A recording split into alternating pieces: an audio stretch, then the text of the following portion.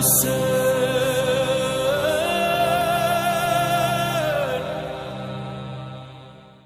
اللہ الرحمن الرحیم۔ ناظرین السلام علیکم، میں ہوں ذیشان علی۔ ہماری اس خاص پیشکش میں آپ سب کا استقبال ہے۔ سچ ہے، کربلا ایک ایسا عظیم واقعہ اس سرزمین پر ہونے والے تمام واقعات پر ایک خصوصی اہمیت رکھتا ہے۔ کسی بھی زمانے میں حق و باطل کی ایسی جنگ نہیں ہوئی جس نے انسانی زندگی کو روشن کر دیا ہو۔ کربلا میں پیش آنے والا ہر واقعہ انسانیت کو ایک پیغام دے رہا ہے۔ آج کے اس پروگرام میں ہم کربلا کی خواتین کے عزم اور ان کے حجاب کے سلسلے میں بات کریں گے۔ کربلا میں جہاں مردوں نے پیاس میں بھی میدان جنگ میں اپنی جانوں کو قربان کر کے حق پرستی کے ثبوت دیے، تو وہیں کربلا کی وہ مخدرات عصمت و طہارت، وہ خواتین جو امام حسین علیہ السلام کی نصرت میں ساتھ ساتھ تھیں، وہ خواتین نے بھی بتا دیا کہ دین کی حفاظت کے لیے عورت بھی قربانیاں دے سکتی ہے۔ عورتوں میں بھی اللہ نے صبر و تحمل کی قوت بخشی ہے۔ کربلا کی خواتینوں نے بتایا کہ عورت جنگ میں حصہ لے سکتی ہے، مگر اس طرح نہیں کہ میدان میں جا کر جنگ کرے، بلکہ اس طرح کہ اپنی آغوش میں اون و محمد جیسے بیٹوں کی پرورش کرے، علی اکبر جیسے بیٹے کو میدان جنگ میں بھیج کر خود خیمے میں بیٹھ کر فتح کے لیے دعا کرے، عباس جیسے بھائی کی شہادت کے بعد بھی اپنے پردے کو باقی رکھے۔ یہی عورت کا جہاد ہے۔ روایت سے اندازہ ہوتا ہے کہ کتنا وحشتناک وہ منظر تھا جب خیموں کو لوٹا جا رہا تھا۔ روایات میں ملتا ہے کہ جب جناب فاطمہ کبریٰ کے سر سے چادر چھینی جا رہی تھی تو آپ غش کھا گئیں۔ جب ہوش آیا تو اپنے سر کو اپنی پھوپھی جناب زینب کی آغوش میں برہنہ پایا تو سب سے پہلے پھوپھی سے یہی سوال تھا، پھوپھی اماں میری چادر۔ جناب فاطمہ کبریٰ کے ان لفظوں سے اندازہ لگایا جا سکتا ہے کہ پردے کی ان کے نزدیک کتنی اہمیت تھی۔ مصیبتیں یہیں پر ختم نہیں ہو جاتی، بلکہ ان بے کسوں کے مصائب کی منزلیں بڑھتی ہی چلی جاتی ہیں۔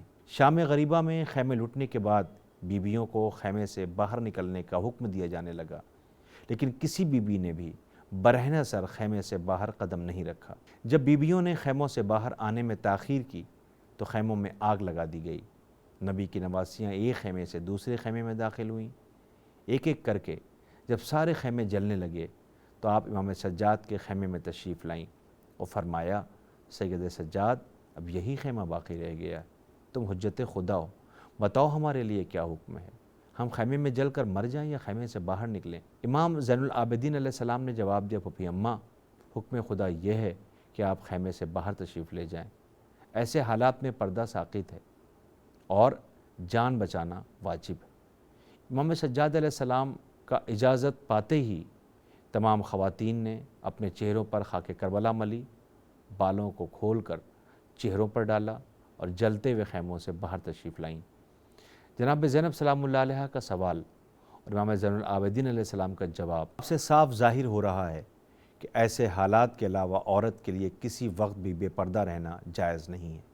امام وقت کی اجازت مل جانے کے بعد چہروں پر خاک ملنا اور بالوں سے چہرہ چھپانا بتا رہا ہے کہ جہاں تک ہو سکے اپنے پردے کی حفاظت کریں۔ اسی طرح برہنہ سر ان بیویوں نے شام غریبہ کربلا کی گرم ریت پر گزار دی۔ 11ویں محرم کی صبح ایک نئی قیامت لے کر آئی۔ دشمنوں نے اپنے عزیزوں کے لاشیں تو دفن کر دیے، مگر لاشائے شہدائے کربلا اسی طرح جلتی زمین پر بے گور و کفن پڑے رہے اور ان کے وارثوں کو اسیر کر لیا گیا۔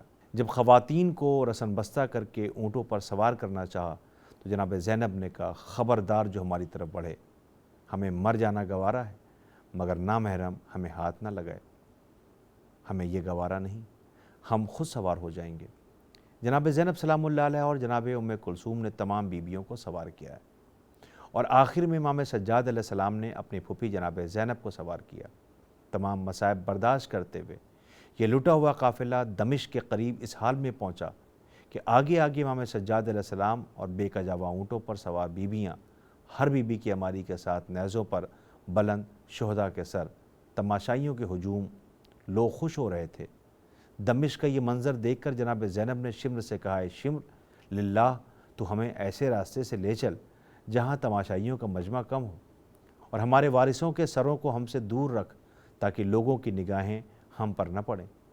جناب زینب سلام اللہ علیہ کی یہ خواہش تو پوری نہیں ہوئی، مگر آپ کے الفاظ یہ بتا رہے ہیں کہ بے پردہ ضرور ہیں، مگر فاطمی غیرت اب بھی ان پر سایہ فگن ہے، اور دربار شام میں جناب سکینہ بنت الحسین اہل حرم کے ساتھ دربار یزید میں رسن وسطی کھڑی تھیں، اور یزید تخت پر بیٹھا تھا۔ تشت میں سر امام حسین علیہ السلام رکھا تھا کہ اس کی نظر جناب سکینہ پر پڑی تو دیکھا کہ بچی دربار میں اس طرح کھڑی ہے کہ ایک ہاتھ گلے پر ہے اور ایک ہاتھ چہرے پر۔ یزید پوچھتا ہے، سکینہ تم اپنا ہاتھ گلے پر کیوں رکھے ہو؟ جناب سکینہ نے جواب دیا کہ یزید، شمر نے میرے رخسار پہ اتنے کس کر تماچے مارے اور گلے کو اتنے کس کر باندھا ہے کہ میرا دم گھٹا جاتا ہے۔ یزید نے پوچھا کہ یہ چہرے پر ہاتھ کیوں ہے؟ پھر جناب سکینہ نے جواب دیا کہ یزید، میرے ساتھ جو میری ماں بہنیں ہیں ان کے بال اتنے بڑے ہیں کہ وہ اپنے بالوں سے اپنے چہرے کا پردہ کر سکتی ہیں، میرے بال اتنے چھوٹے ہیں، اتنے بڑے نہیں ہیں کہ میں اپنے چہرے کا پردہ کر سکوں، اس لیے اپنا چہرہ اپنے ہاتھوں سے چھپائے ہوئے ہوں۔ اس وقت جناب سکینہ کی عمر 4 یا 5 سال سے زیادہ نہیں تھی، اور اس عمر میں بچیوں پر پردہ واجب نہیں ہوتا ہے، لیکن یہ حسین ابن علی کی بیٹی ہے جناب سکینہ، انہوں نے اپنے اس عمل سے بتایا کہ یزید، دیکھ کہ تو تخت خلافت رسول پر بیٹھ کر اسلام کا مذاق اڑا رہا ہے، اور ہم رسن بستہ ہو کر بھی ارکان اسلامی اور مستحبات اسلامی کی حفاظت فرما رہے ہیں۔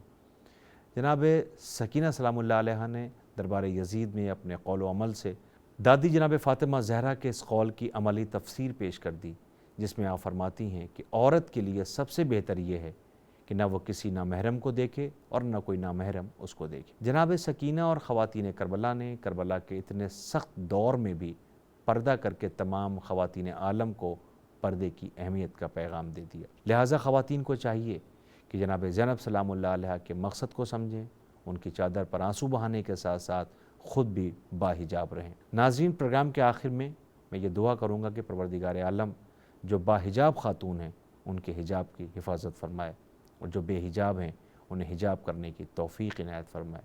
اسی کے ساتھ ہمارے پروگرام کا وقت ختم ہوتا ہے، ہمیں اجازت دیں، ہماری پھر ملاقات ہوگی، تب تک کے لیے خدا حافظ۔